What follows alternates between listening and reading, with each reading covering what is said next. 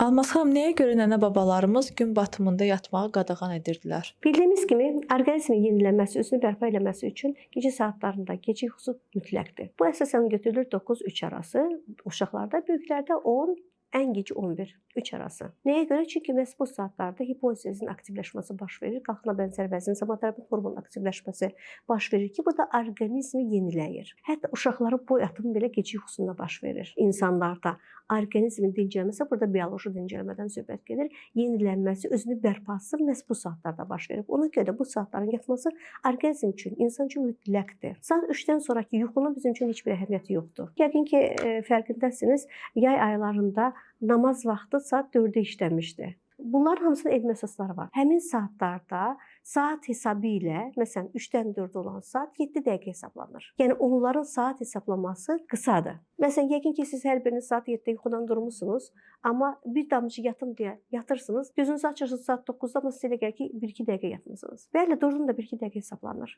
Amma dar vaxtı dediyimiz, gün batımı dediyimiz saatlar ki var, 7-9 arası. Məhz bu saatlarda yuxunun hesablanması saat hesabı ilə hesablanması ən yüksəkdir. 7-dən 8-ə 7 saatdır, 8-dən 9-a 6 saatdır. Yəni biz bu 2 saatı yatanda 13 saat yatmış hesab olunur. Ona görə də məhz 9-dan 3-ə kimi yatmaq artıq istəmirsiniz. Yuxunuz başlayır saat 2-dən 3-dən sonra, hansı ki o saatların bizim üçün, orqanizm üçün heç bir əhəmiyyəti yoxdur. Və demək həmin dövrdə əgər siz 7-dən 9-a yatmısınızsa və axşam 9-dan 3-ə kimi və yaxud da 11-dən 2-yə kimi yatmamısınızsa, o pik saatı yatmamısınızsa, belə çıxır ki, sizin orqanizminiz həmin gün dincəlmir. Yenə deyirəm, burada fiziki dincəlməkdən söhbət eləmir, biz bioloji dincəlmədən danışırıq. Burada orqanizminiz yenilənmir, özünü bərpa eləmir və orqanizminiz neyinir? Yüklənir. Sabah siz nə qədər yatsanız belə o yuxunu doldura bilmirsiniz. Həmin zamanı yatmadığınıza görə, orqanizminiz yenilənmədiyinə görə o enerjinizi bərpa edə bilmirsiniz. Və bu əgər davamlı olarsa,